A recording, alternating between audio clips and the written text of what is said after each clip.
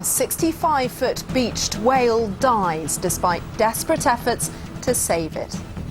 The street that became a canvas, the world's best graffiti artists bring colour to central Bristol. And the horse that needs pyjamas, why Gracie May is searching for something to wear at night.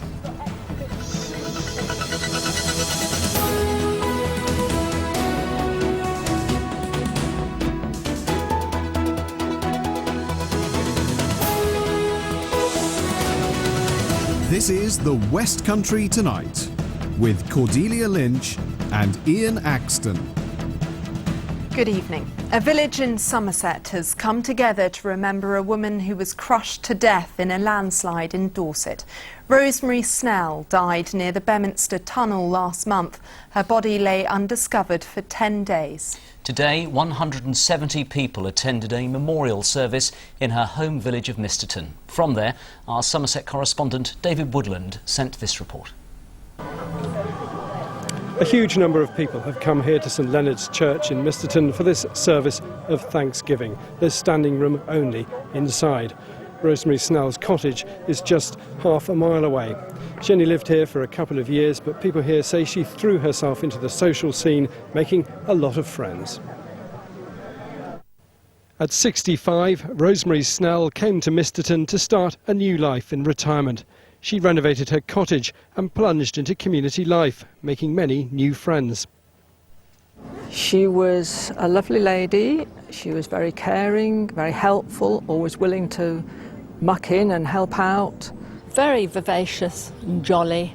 When you first met her, even if you hadn't known her for very long, she was tremendously sort of outward going and just very funny.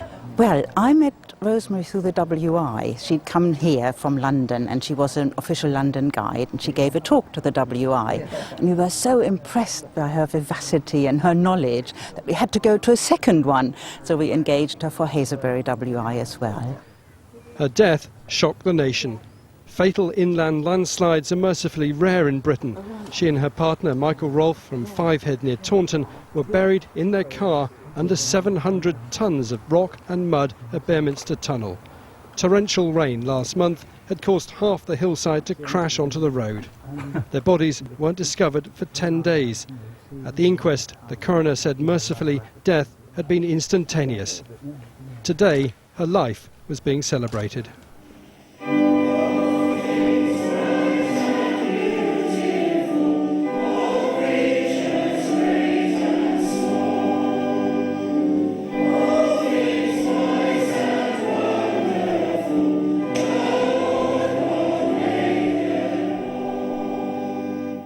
I would hope that people will take from this service those kind of qualities that Rosemary showed, her generosity of spirit and her ability to make people feel very special, and a general capacity to make the world a brighter place when you're in her presence. In the church today, friends, some of them tearful, said the manner of Rosemary Snell's death was appalling, but she would rest in their hearts forever. They came from as far afield as France and North Wales. There's even a representative here from the office of the Mayor of London, Boris Johnson, because Rosemary Snell was a much-loved tour guide in the capital. Her death was horrific, but her friends and the community here in Misterton have made sure her life has been marked with a touching and impassioned service. David Woodland reporting there. Rail passengers got another piece of bad news today, a fare rise of 6.2% from January. That's double the rate of inflation. It means people who commute between Bristol and London could pay an extra £620 a year. A 12-month Bristol to Bath ticket will increase by £87 to £1,487. Unions say the fare hikes are daylight robbery. Bob Constantine reports. Rail fares are going up again, and by more than expected. Add 3% to the latest inflation figures out today and you get an increase of 6.2% from next January. And that's just an average. Commuters in Bristol today were predictably upset. Not terribly happy about it. got a family, we've got, you know, look, other things that are all going up, so it's just another thing that, you know, going to make us struggle. For money, I'm not very happy about paying over the rate of inflation, to be honest. Well, that's outrageous, really, because I come from Wales and it's expensive as it is at the moment, so it's just going to go up. The rise, double the rate of inflation, will push the cost of an annual season ticket between Bath and Bristol to just under £1,500, and that between Bristol and Swindon above £3,100. Well, I think passengers are going to be very disappointed, and what you've got to remember is because the companies can apply this flexibly, for some passengers that increase is going to be a lot higher. The government is planning another 3% above inflation rise for the following year as well, coupled with an efficiency programme which the RMT union says will mean job cuts coupled with higher fares. We're campaigning against the fare increases and we're with passengers. This is an opportunity for passengers to make their views clear to their MPs and to make sure the politicians are hearing loud and clear that they don't want these cuts. The government insists the rises are needed to help pay for investment such as electrifying the Great Western Line to London, with fare payers rather than taxpayers taking a bigger share. We recognise concerns about fare increases, but these are making a very important contribution to what is a massive programme of rail improvement across the country. One small crumb of comfort, this year's rise was reduced after protests, but passengers shouldn't bet on it happening again. Well, Bob joins us in the studio. Bob, on the face of it, bad news for commuters. Is there any better news on the horizon? Not really. I don't think so, I'm afraid to say. This rise was originally intended to be part of a 3-year programme of 3% above inflation rises. Now, this time last year, when we were expecting a similar announcement, the Chancellor did actually rein it back a bit and peg the rise at a mere 1% inflation. But you get the point. It's still above inflation. And the government, both this one and the previous one, have basically said, look, investment in the railways is badly needed. We know it's overdue, but it does take a long time and it costs an awful lot of money. And the idea has been to focus the shift away from the taxpayer onto the fare-paying passenger. And I have to say, although fare prices are the highest in Europe, passenger numbers on the trains are at record numbers, the highest since the 1920s. So there's an old sort of mismatch going on there. Interesting. OK, Bob Constantine, thank you. A report into a helicopter crash in Wiltshire that injured 3 people says it was caused by an unexplained loss of power.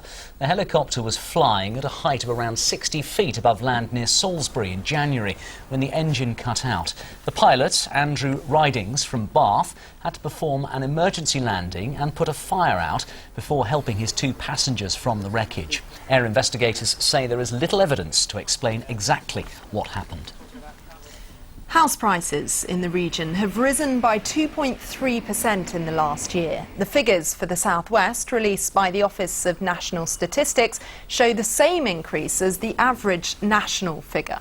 The Royal Institution of Chartered Surveyors says it expects to see falls in the coming months. The Olympic rowing champion Peter Reid, who won gold at the London 2012 Games, will be honoured in his hometown in Gloucestershire on the 15th of September. Reid raced in the crew of the men's Coxless 4 event, successfully retaining the title he first won in Beijing 4 years ago. A civic reception in Stroud and an open-top bus tour through Nailsworth, where he grew up, is being planned to celebrate his success. And of course, we will look forward to covering that. Absolutely. A drab grey street in central Bristol is being transformed into an outdoor gallery. Some of the world's best street artists are painting office blocks, bridges and even a police station as one of the biggest events of its kind in Europe. 30,000 people are expected to visit the See No Evil project in Nelson Street over the coming days. John T. Messer reports. Now, it's not every day you're invited along to a street in Bristol and told you can graffiti pretty much anything you like onto the side of a building, no matter how big.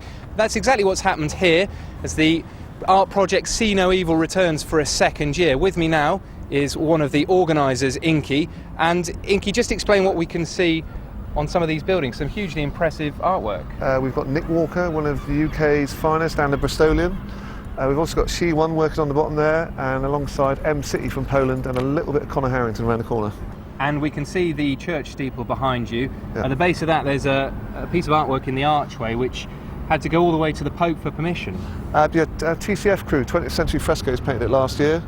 and it had to go up to the Vatican, I believe, to get permission for that one. And further down Nelson Street are the courts, a particularly sort of symbolic place for you to be able to paint this year. Yeah, I actually got arrested and taken to court there when I was about 18 as the ringleader of one of the biggest UK graffiti busts, and it's kind of gone a little bit full circle, so we're now redecorating it for them. OK, we'll just come across to Cash Ink. Come all the way from France to paint here this year. I think you were here last year. How does this compare to some of the other projects that you've worked on? Because it's not often you will get to paint on buildings that are in cities. Yes, it's very rare actually. Sometimes I get invited to some other countries and paint some walls on buildings, but in France we don't do that too much.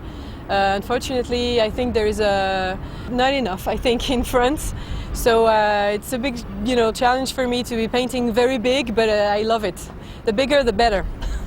Great, thank you very much. Well, See No Evil returns for a second year here and is on all this week. They're actually closing off Nelson Street at the weekend, so you can come and wander through without the hustle and bustles of the cars. And yes, I know what you're thinking, but the owners of these buildings have given permission to paint on them. Glad to hear it. John T. Messer there. Now, still ahead before 6:30, preparing for the trip of a lifetime. The sailors hoping to raise thousands for this year's Poppy Appeal. And why this horse is looking for something warm to wear at night. Now, we've barely caught our breath after the Olympics, and already the football season is upon us. Most of our teams get their season underway tonight in the first round of the League Cup. Well, our sports correspondent Matthias Kurt is with us. Matthias, many of our team's preparations, of course, slipped under the radar, really, because of the Olympics. They absolutely have. I mean, normally, guys, the start of the football season is all the talk. It's wall-to-wall coverage. You just can't miss it. But this year, because of these Olympics and the success of these games in particular, it's just completely passed under